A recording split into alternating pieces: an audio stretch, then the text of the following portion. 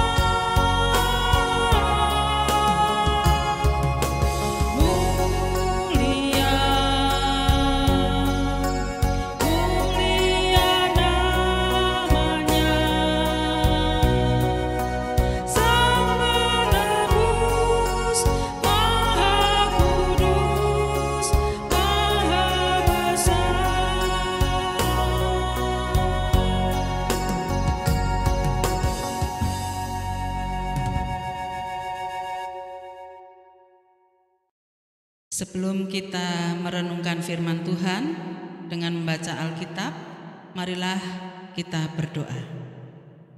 Bapa kami yang ada di surga, terima kasih Engkau telah beri kesempatan kepada kami untuk menyelesaikan hari ini dengan merenungkan firman-Mu. Ajar dan mampukan kami untuk dapat menerima, merenungkan dan melaksanakan firman-Mu pada malam hari ini dalam kehidupan kami sehari-hari. Dalam nama Yesus kami berseru. Amin. Bapak Ibu Saudara-saudara, persekutuan doa kedua pada saat ini berjudul berlomba untuk melayani. Mari kita bersama-sama merenungkan sabda Tuhan. Diambil dari Injil Markus pasal yang ke-10 ayat 42 sampai 45. Tetapi Yesus memanggil mereka lalu berkata, "Kamu tahu bahwa mereka yang disebut pemerintah bangsa-bangsa memerintah rakyatnya dengan tangan besi, dan pembesar-pembesarnya menjalankan kuasanya dengan keras atas mereka. Tidaklah demikian di antara kamu. Barang siapa ingin menjadi besar di antara kamu, hendaklah ia menjadi pelayanmu. Dan barang siapa ingin menjadi yang terkemuka di antara kamu, hendaklah ia menjadi hamba untuk semuanya. Karena Anak Manusia juga datang bukan untuk dilayani, melainkan untuk melayani dan untuk memberikan nyawanya menjadi tebusan bagi banyak orang." Bapak Ibu Saudara-saudara yang terkasih, dalam artikel yang berjudul The Psychology of Competition yang diunggah oleh Psychology Today, seorang psikolog bernama Sander van der Linden PhD menjelaskan secara singkat mengenai jiwa kompetitif yang dimiliki manusia. Linden menjelaskan bahwa secara alami jiwa kompetitif pada manusia disebabkan karena ia memiliki extrinsic insentif, tindakan yang dipengaruhi dari penghargaan dari luar dirinya. Karakteristik dasar dari hampir semua extrinsic insentif adalah bahwa manusia bekerja selama mereka mendapat imbalan seperti uang, barang, atau beragam penghargaan lain. Sedangkan lawan dari sikap extrinsic insentif adalah intrinsic motivation. Intrinsic motivation adalah ketika manusia melakukan sesuatu berdasarkan motivasi dalam dirinya untuk melakukan hal yang benar, seperti berbuat baik tanpa mengharapkan imbalan. Sikap kompetitif tentu baik untuk perkembangan diri manusia. Akan tetapi tidak semua hal harus disikapi dengan jiwa kompetitif. Hal ini yang menjadi nasihat yang diajarkan oleh Yesus kepada para murid-Nya. Pada saat itu Tuhan Yesus bersama dengan para murid-Nya sedang dalam perjalanan menuju Yerusalem. Pada saat itu orang banyak mengikuti Tuhan Yesus dan membuat murid menjadi takut atau bisa juga kagum. Dalam kesempatan itu Tuhan Yesus mengingatkan mereka tentang penderitaan sekaligus pemberitahuan tentang kebangkitan Tuhan Yesus. Yohanes dan Yakobus yang mendengarkan Tuhan Yesus dan memahami keberadaan orang banyak yang mengikuti Yesus ingin mengamankan posisinya sebagai murid Kristus dengan memesan tempat di dalam kemuliaan Tuhan Yesus kelak. Hal ini menunjukkan jiwa kompetitif yang dimiliki oleh kedua murid Yesus yang siap mengikuti Kristus dan berharap imbalan atas kesetiaan mereka. Memahami hal tersebut, Tuhan Yesus ingin mengubah dengan memunculkan intrinsic motivation di dalam hati para murid. Tuhan Yesus tidak memarahi mereka atas jiwa kompetitif yang mereka miliki. Akan tetapi Tuhan Yesus menumbuhkan motivasi untuk melakukan yang baik. Mereka diajak berkompetisi untuk menjadi pelayan dan melayani satu sama lain. Sebab mereka yang ingin menjadi paling besar, ingin menjadi terkemuka, maka mereka harus menjadi hamba. Hal tersebut berlawanan dengan karakter dasar extrinsic insentif. Tanpa menghilangkan jiwa kompetisi, Yesus mengisi di dalamnya dengan motivasi yang lebih benar. Bahkan Tuhan sendiri memberikan teladan dalam merendahkan diri dalam keberadaannya yang mulia. Teladan Yesus perlu diikuti para murid juga oleh kita pada saat ini. Saudara-saudari, Tuhan Yesus tidak mengingkari jiwa kompetitif yang dimiliki oleh manusia. Tetapi Tuhan Yesus memberikan rumus baru dalam berkompetisi. Bukan bekerja untuk mendapatkan sesuatu, tetapi bekerja karena sudah memiliki sesuatu, sehingga kita dimampukan untuk melayani Tuhan.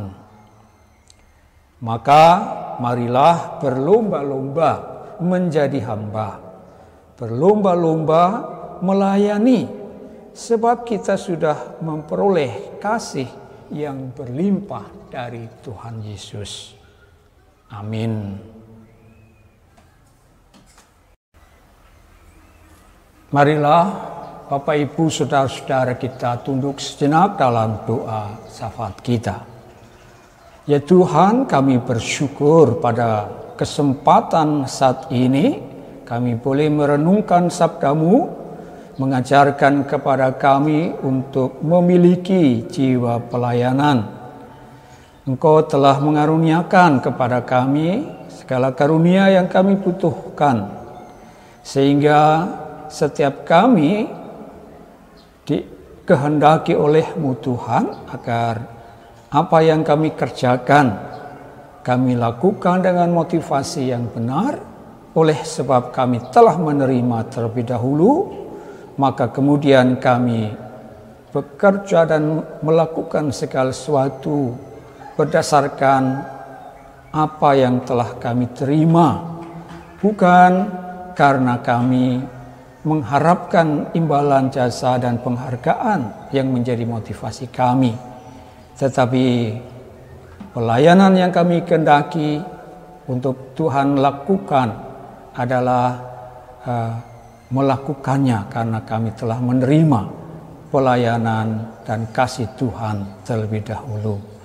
Setelah kami mendengarkan sabda-Mu, kami berserah diri. Di dalam kehidupan kami sehari-hari, Tuhan, tolonglah kami agar kesempatan memiliki kehidupan ini, karunia-Mu itu kami pakai, agar kami dapat